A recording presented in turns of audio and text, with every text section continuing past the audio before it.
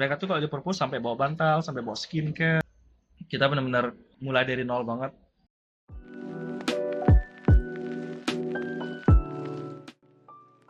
Halo Sobat PPT Nanjing, jumpa lagi setelah sekian lama di podcast PPT Nanjing bersama aku, Najwa. Dan hari ini kita akan kedatangan narasumber yang sangat spesial dari NUFE, Nanjing University of Finance Economics. Bener Kak? Benar. Oke, kita kenalan dulu sama kakaknya. Nama aku Wisnu, aku dari Nanjing University of Finance Economics, asalku dari Bali. Oke, halo Kak Wisnu, apa kabar? Gimana Najwa? Alhamdulillah, aku baik juga. Kak Wisnu, kita langsung aja nih, langsung ke pertanyaan pertama. Kenapa Kak Wisnu pilih Tiongkok atau Cina sebagai destinasi studi? Ya ini formal banget pertanyaan Najwa. Kita Oke. ganti temanya jadi lebih humoris aja. Boleh. Jadi kita sebenarnya kalau ditanya, sebenarnya ini pertanyaan sering ditanyain juga ya ke teman-teman, dan sharing beasiswa juga sering kadang ditanyain kenapa pilih Tiongkok. Sebenarnya pertama ada beberapa aspek. Yang pertama pasti finansial pertama. Finansial kenapa pilih Tiongkok? Dulu aku kan punya ambisi untuk kuliah di luar negeri kan, karena aku nggak pengen kuliah di Indo. Pertama karena aku nggak pinter, jadi nggak dapat SBM. Kedua emang kalau swasta di Indo juga aku nggak tertarik. Jadi makanya aku pilih Tiongkok karena di luar negeri. Oke. Kalau di Aussie, US, Singapura udah pasti mahal. Saya tidak mampu. Betul. Jadi makanya itu. Nah, beberapa aspek lainnya juga sebenarnya karena kan di Cina juga nggak, karena kan di Bali, domisiliku di Bali, itu nggak begitu populer kan untuk studi di China kan. Makanya kalau kemarin pas aku ditawarin untuk kuliah di China tuh, aku nggak beberapa tertarik juga. Cuma karena aku berusaha untuk mencari aspek-aspek, supporting aspek yang bisa buat aku kuliah di China itu. Jadi aku mencari beberapa aspek, salah satunya karena aku suka baca artikel, karena aku suka baca buku. Jadi waktu itu aku baca buku artikel namanya Made in China. Jadi kalau nggak salah itu tahun 2015 itu dipublish sama Menteri Prime Minister China, lupa nama siapa, tapi itu dipublish 2015. Itu nama artikel ada Made in China 2025. Made in China. 2025. Jadi di situ ada beberapa aspek yang kira-kira apa yang bakal Cina dominasi di tahun 2025. Salah satunya ada kayak railway technology, ada new information, habis itu ada new EV vehicles, electric vehicles, dan seterusnya. Jadi aku waktu itu karena nggak tertarik kuliah di China, tapi mencari supporting aspek supaya bisa kuliah di China. Dan akhirnya itulah alasan kenapa kuliah di sini. Salah satunya finansial dan karena melihat potensi China ke depannya. Oke, menarik juga. Mungkin kayak sebagian besar alasan teman-teman yang mau kuliah di luar negeri juga karena pertama tertarik kali sama negara tujuan gitu. Nah, kalau boleh tahu, kalau semua nih pertama kali datang ke Cina, studinya itu lewat jalur beasiswa atau gimana? Kalau yang jadi aku jelasin dulu, aku itu namanya program 1+3. 1+3. Jadi awalnya aku pakai agen untuk language course 1 tahun pakai agen. Jadi karena aku language course, akhirnya ulang lagi Ya. Intinya aku ada pakai agen untuk bahasa language course 1 tahun. Setelah itu, setelah 1 tahun tuh aku pas lanjut diploma itu aku nggak pakai agen, jadi aku cuma 1 tahun doang bahasa pakai agen. Jadi itu aku pas tahun bahasa aku nge-push diriku sendiri untuk belajar Mandarin, untuk lulus sertifikat sekitar 3 bulanan untuk lulus sertifikat S4. Habis itu baru berjuang sendiri nyari beasiswa di kampus yang sama di GIC. Jadi langsung Jiangsu Institute of Commerce. Jadi itu kebetulan memang karena udah bahasa di situ, memang GIC juga buka 1+3 dan dapat beasiswa juga. Waktu itu gampang nyarinya. Jadi itu yang penting lulus sertifikat HSK4, habis itu boleh lanjut 1+3, lanjut jurusan ke GIC. Oh, berarti awalnya itu ambil course bahasa di JIC. Ambil course, habis itu lanjut jurusan selama 3 tahun. Jadi langsung ke programnya 1+3 nih. Iya, langsung program. Tapi yang 3 tahun itu aku nggak pakai agen, jadi langsung lewat kampusnya. Jadi pakai agen itu cuma yang bahasanya doang. Oh. Knowledge course-nya aja. Ini yang knowledge course-nya ini udah tergabung sama yang JIC itu nih. Sorry? Udah, maksudnya dapat sertifikat bahasa ini kan lewat agen. Ini udah yang di dalam JIC itu belum? Ini belum, karena sebenarnya udah di JIC, karena kan agennya juga kerja sama bareng JIC. Oh, jadi memang dia masukin bahasa 1 tahun, tapi waktu itu karena agenku tuh cuma daftarin bahasa aja, dia nggak daftarin 1/3 waktu itu, dia cuma daftarin bahasa aja. Waktu itu akhirnya karena aku inisiatif sendiri, nggak mau bayar agen lagi, Iya, iya, iya. jadi akhirnya aku ya udah langsung kontak ke gurunya untuk lanjut jurusan, Jadi apply buat lanjut. apply langsung jurusan. Setelah dari sana, terus Kak Wisnu masih lanjut di JIC ini sampai lulus, Masih lanjut sampai tahun 2023 sampai 2023. Terus sampai 2025-nya ini, di Nuve lanjut ya. jadi ada studi lanjutan. Mm. Nah, setelah studi lanjutan, untuk melanjutkan studinya dari JIC ke Nuve ini masih dalam program beasiswa yang sama atau ada yang lain? Beda sih kalau di JIC kan sebenarnya kita pakai program beasiswa kampus, di Nuve juga sama-sama beasiswa program kampus, jadi kita pakai 2 kampus yang berbeda ya, kampus beasiswa juga beda gitu. Terus buat yang ke Nuve ini, Kak Wisnu juga apply sendiri, cari-cari informasi sendiri. Kalau Nuve waktu itu ini sebenarnya agak rahasia.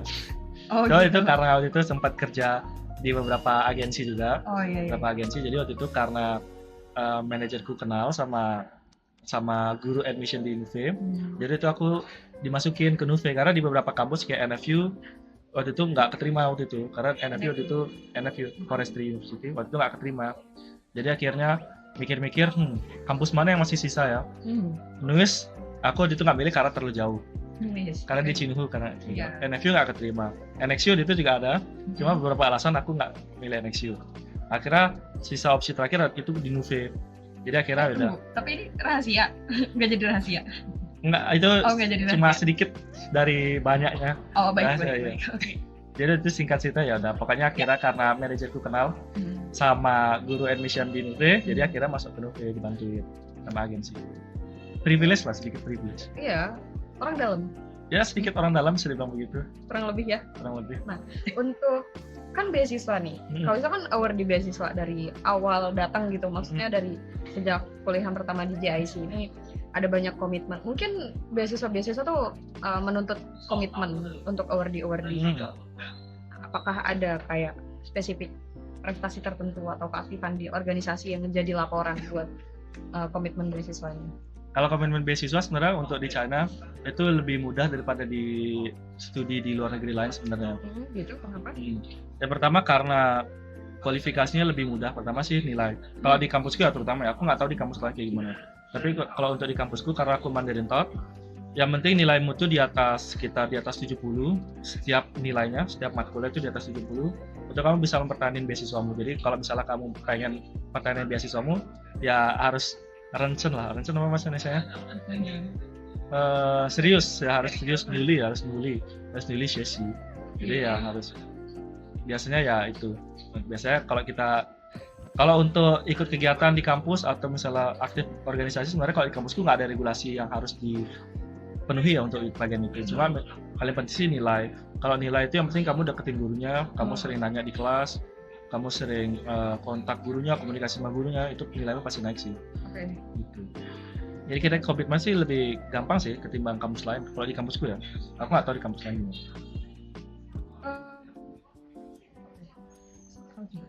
Nah, tapi kalau misalnya itu kan komitmen beasiswanya, tapi kalau pengalaman pribadi nih, kalau sendiri aktif berorganisasi atau prestasi apa gitu, boleh dong di-share? Oh, prestasi. Sebenarnya kalau ikut organisasi kan aku ikut PPT kan dari 2021. Sebenarnya awalnya sih karena emang dulu aku tuh orangnya nggak bisa bicara di depan umum ini. Sekarang pun masih belibet, tapi ya oke lah dibanding dulu ya. Jadi ya inisiatif sendiri aja sih untuk komitmen, gimana cara ningkatin soft skill, gimana cara ningkatin mungkin leadership, gimana cara ningkatin value diri sendiri, cara ngomong, cara public speaking atau cara bersosialisasi. Ya, paling komitmen itu sih yang aku tingkatin kan, karena kan kalau di kuliah di luar negeri kan kita nggak bisa depend sama nilai di kampus dan kampus doang kan kalau kita merantau ya. Aku merasa sih begitu ya kalau merantau ya. Jadi ya udah, mungkin kita cari teman, cari networking yang terutama yang penting. Jadi paling komitmen di luar kampus sih biasanya untuk nambah soft skill diri sendiri aja sih. Kalau itu social development ya, aku rasa itu juga tuntutan buat banyak orang, semua orang gitu. Karena kan nggak bisa rely sama nilai-nilai sendiri Betul. dan prestasi akademik yang mungkin kadang kurang membantu gitu buat hal-hal seperti itu, sosialisasi. Kalau prestasi gitu. Prestasi. Sebenarnya aku nggak punya spesifik prestasi yang misalnya kayak juara Olimpiade matematika gitu nggak Ya, pernah sih. apa gitu yang menurut kau itu prestasi? Prestasi paling aku ya kalau bisa cek aja rilis musik di bagian di organisasi aku beberapa kali rilis musik juga. Oh, berarti kalau Wisnu ini sampai sekarang aktif bermusik ya? Aktif bermusik. Kalau prestasi aku Siap. lebih pede di bagian musik ya. Oke. Gitu, tapi soalnya dari SMA kan ikut marching band waktu itu, lomba nasional juga waktu itu, habis itu lomba desain grafis juga gitu. Pokoknya di bagian seni mungkin itu bagian prestasiku di sana sih. Sekali. Oke. Dari semua pengalaman itu, Kak Wisnu paling banyak belajar apa? Hal yang dari semuanya terus tapi dapat satu pelajaran berharga dari sebanyaknya hal yang ada. Dari aspek gini dulu ya, dari aspek kuliah dulu ya. Mungkin kalau disclaimer dulu, aku nggak pernah kuliah di Indo ya, jadi aku nggak tahu Oke. gimana perbandingan kuliah di Indo. Cuma yang aku paham di sini sih, gimana orang Cina tuh berjuang banget untuk belajar. Misalnya contoh kayak mereka mau ujian aja, mereka sebulan sebelumnya mereka booking perpus, habis itu misalnya benar-benar belajar di Iya. kelas, misalnya udah kelar kelas nih, mereka masih diem di kelas. Kalau di kampusku kayak gitu, mereka pada diem di kelas, mereka buka buku, mereka Kayak benar-benar punya sampai malam. studi etik yang benar-benar Iya ketat ya. benar, study ethics yang benar-benar kayak benar-benar kerja keras banget. Iya. Jadi yang di sini makanya kan aku lebih heran sih, yang paling rame di sini itu perpus ya dimanapun ya. Di kampusmu pasti perpus juga paling rame kan. Betul. Di sini kalau di kampusku bahkan ada kafe-kafe, ada kayak Luckin Coffee atau kafe-kafe tempat lain itu sepi banget. Yang rame itu pasti di perpus. Jadi kita harus booking war tiket Bruno Mars waktu itu. Ini Iya. kayak di Indonesia ya, justru lebih ramai kafe-kafe kayak gitu. Ya kalau mungkin di Indonesia mungkin budayanya karena mereka sukanya kerja dan belajar di kafe. Iya. Tapi mungkin orang Cina lebih senangnya di perpus. Nah tapi ya itu yang aku kagetin tuh, mereka tuh kalau di perpus sampai bawa bantal, sampai bawa skincare. Aku pernah buat video tuh tentang kampus di perpus. Skincare. Iya bawa skincare, bawa cuci muka, bawa Wah. bantal. Habis itu bawa Buat tenda nggak camping? enggak, waktu itu bawa kursi kayak gini, Kursi lipat gitu. kursi lipat kayak di semua kampus gitu deh. Jadi Iya, mereka iya. kan full kan mejanya kan di sana kan. Jadi harus booking sebelum jam 6 pagi. Jadi mereka kalau nggak dapat gini, mereka pakai bawa kursi sendiri, bawa kursi camping, tau nggak sih? Nggak salah? Iya, Kursi camping. bawa selimut barang-barang terus ditaruh Iya. gitu kan. Nah jadi gitulah, mereka benar kayak giat banget soalnya. Jujur aku nggak niat itu ya belajar. Pertama mungkin karena aku bisa fokus di kamar juga, aku bisa fokus. Mungkin mereka tidak, kalau di kamar lebih ngantuk mungkin. Kalau aku di kamar bisa fokus. Sambil tiduran pun aku bisa belajar sebenarnya. Jadi aku nggak begitu rajin juga. Tapi ya untuk melihat orang Cina seperti itu tuh itu suatu hal yang sangat culture shock sih bagiku. Itu bisa dipelajari dari aspek kuliah ya. Gimana orang Cina tuh sangat-sangat diligent banget, rajin belajar banget. Ya itu sih. Tapi kalau dari segi apa lagi selain kuliah? Dari segi apa ya? Meraih cita-cita. Kehidupan. Apa ya? Dari segi pengalaman kalau di Cina sih sebenarnya kalau merantau, jadi mungkin tips untuk orang-orang merantau nggak cuma kuliah di Cina doang, tapi aku merasa kalau merantau itu kita hidupnya lebih rely sama diri kita sendiri sih. Jadi misalnya kita benar-benar mulai dari nol banget, benar-benar kita stand on your feet banget, berdiri di kaki kita sendiri banget, nggak ada yang bantu, orang tua juga jauh, apalagi terutama kalau kuliah di Cina kan, kuliah di luar negeri itu kan lebih jauh lagi ya. Jadi memang benar-benar kalian kalau yang merantau ya harus benar-benar harus bisa mandiri, nggak cuma dari aspek nggak cuma dari aspek kuliah doang, mungkin dari segi kecil kayak misalnya nyuci sendiri. Maksudnya kayak Feli ini kan dia di rumah yakin aku dia nggak nyuci baju sendiri pasti dia dicuciin. Cuma sekarang dia nyuci sendiri, jemur sendiri gitu. Jadi itu salah satu soft skill yang sebenarnya penting nggak penting tapi itu survival skill lah. Iya, survival skill. Ya jadi kalau merantau sih menurutku ya kita benar-benar ngelakuin segala hal mandiri sendiri, nyari teman sendiri, kuliah nyari nilai sendiri ya gitu. Jadi apa-apa sendiri lah kalau merantau itu susahnya sih itu yang aku pelajari, jadi mandiri. Karena dulu aku orangnya manja soalnya, apa-apa minta mama Anak mama. Iya, anak mama dulu kan. Apa-apa mama lagi dibantuin. Kalau sekarang nggak apa-apa, nggak bisa karena mamaku jauh. Oke. Jadi mau nggak mau dipaksa. Iya. Ya Anak udah. mama jauh gitu. Iya jauh. Gitu, kira-kira begitu. Iya. Itu aja sih daftar pertanyaan hari Yap. ini. Tapi terima kasih banyak nih Kak Wisnu semua sharing-sharing dan pesan-pesannya buat teman-teman yang merantau. Boleh nanti sharing pengalamannya juga di kolom atau pesan dan kesannya semuanya boleh juga.